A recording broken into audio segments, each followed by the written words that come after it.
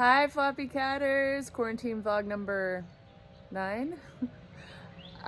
These two are very anxious to go outside because yesterday we had the big tree in the backyard, the one that I put Charlie in. I had it trimmed, so we had people here all day and it was a gorgeous day and we would have been outside in the entire day, but instead we were inside.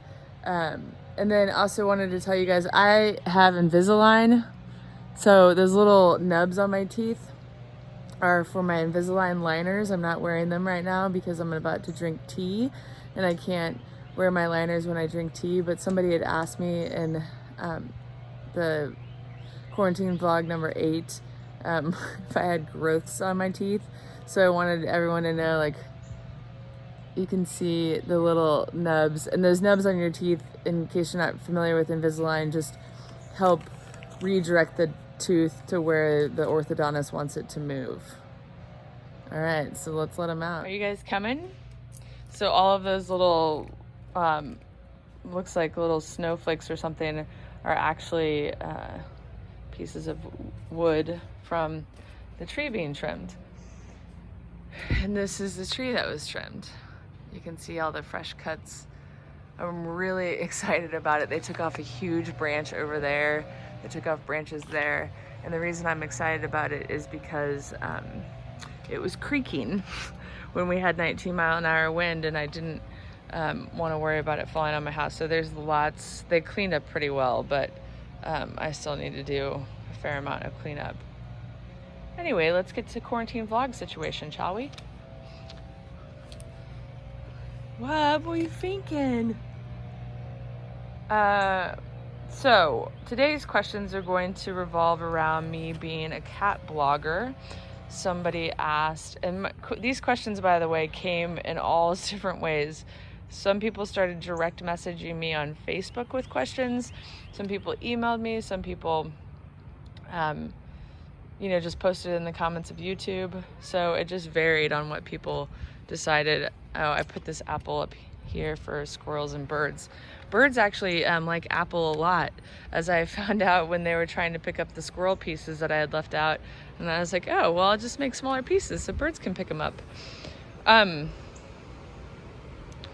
Speaking of squirrels, I'll go off on that tangent for a little bit. There's tons of squirrels in this tree. I also found out from one of the climbers that there are bees nesting in this tree. And watching them, like, having to re-navigate their tree last night after the trimmers left was really interesting. They didn't cut off any limbs where their nests were or anything like that, but they obviously took away some of their navigation routes. Back to me and a cat blogger.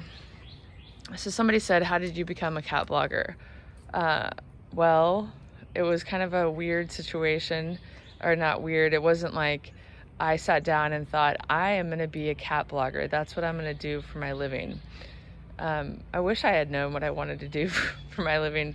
It would have made life a little easier. Like, I'm always in awe of people that are like, I want to be a veterinarian, or I want to be a lawyer or a dentist. I never had that sort of inspiration.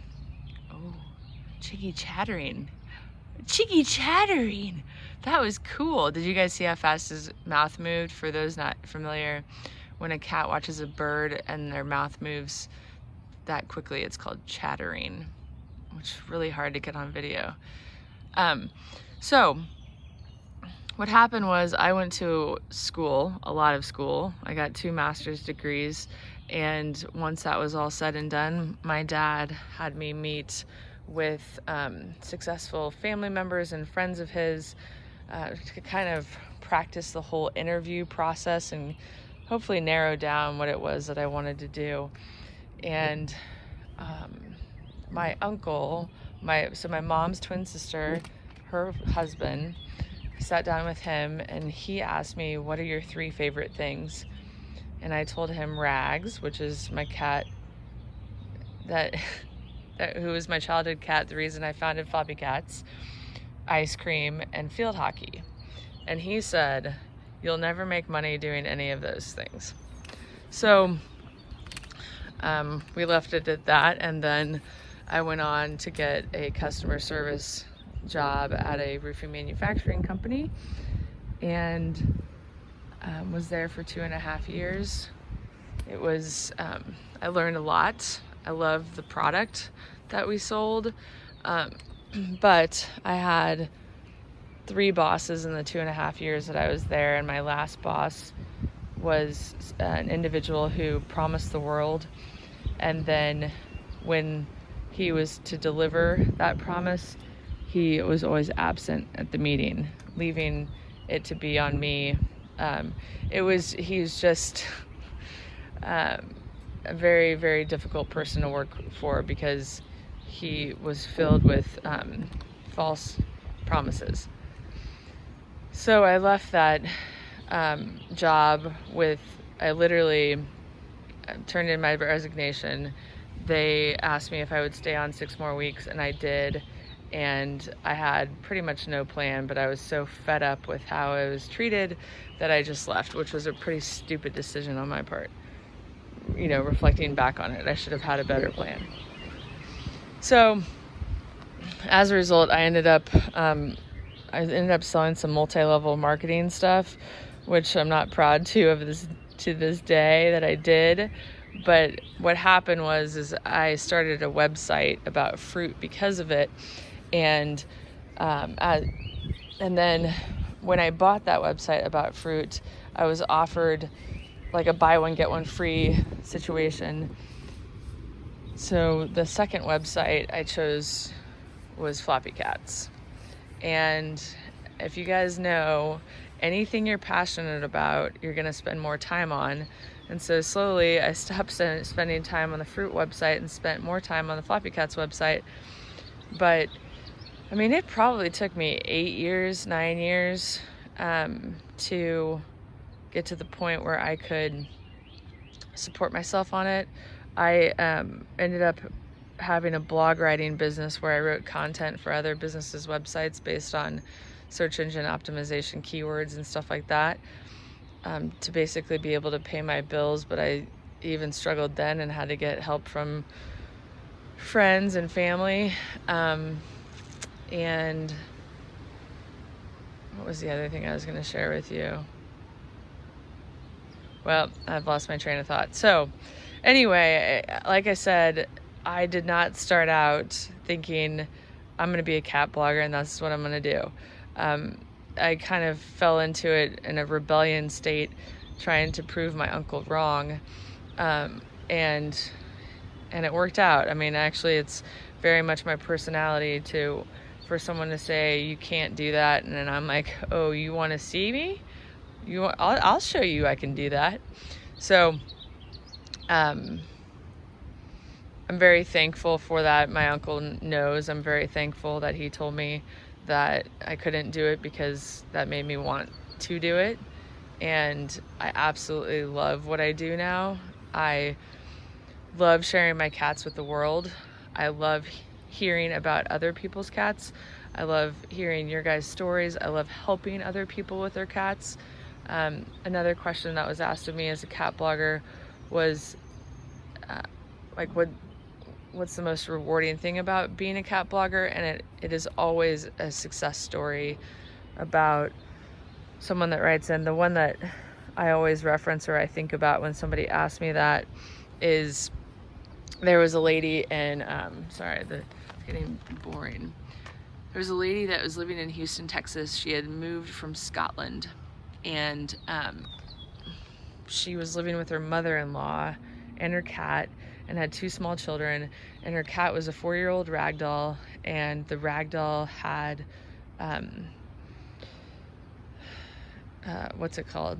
I want to say consistent diarrhea, but chronic diarrhea, that's the word. So chronic diarrhea, and she had 2 kids under the age of 3 and was literally like, I am already cleaning up all the time. I need to rehome my cat. I can't figure out what is going on. And I said, did you change your cat's food? And she's like, yes, I changed my cat's food when we moved to the United States. So then I changed it back. Those are my notes. My notes, well, just your questions written down. My notes are in my head. And I said, okay, well, we can move forward with the rehoming process. I can also ask on our Facebook group if anybody has any other ideas. And so we did that because some people, when they reach out to rehome, most people are at their wits' end, but some people are just done. I know what it's like to be frustrated with your animal, that they're not eating or they're having diarrhea problems or something, but I couldn't ever give up my cats. So I always try to gauge where the person is, what kind of, animal pet lover they are, or how dedicated they are to their cats. And she seemed to be very dedicated to her cat. So I put it up on our Facebook page, and somebody said, do you have any plug-in air fresheners? And she said, oh my gosh, yes, my mother-in-law has them all over the house, like the Airwick or the Glade plug-in air fresheners. Those are super toxic to cats, and they're toxic to us actually too, but they're toxic because cats are smaller and have smaller bodies. They get hit first. It's kind of like when I lived in New Mexico, the silvery minnow in the Rio Grande was dying, and everyone's like, who cares if the silvery minnow dies? Well, it's just like the canary in a coal mine. If the canary dies, we're all gonna die eventually. It's just going first because it's smaller and has smaller lungs and all that stuff. So same with all those plug-in air fresheners. They're full of toxic artificially produced chemicals, and the cat was having diarrhea. So she got so excited, told her mother-in-law that they were removing all of them from the house, and and the cat had normal poops again within 2 weeks. So she was able to keep her cat with her kids, and was able to live harmoniously with her cats because of Floppycats. And that's when I'm like, yes, I am so excited about what I do every day.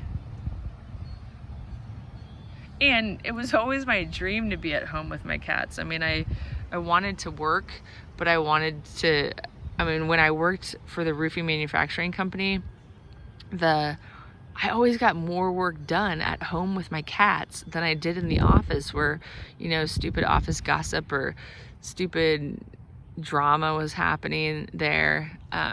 And I was like, God, why can't I just work at home all the time? I'd get so much more done. So I'm really pleased with what's happened in my life career-wise. And I do have some anxiety about COVID-19 pandemic and that affecting what I do. So I hope that it doesn't, because I would like to continue on doing Floppycats and not ever have to go back to work for someone else. So we will see.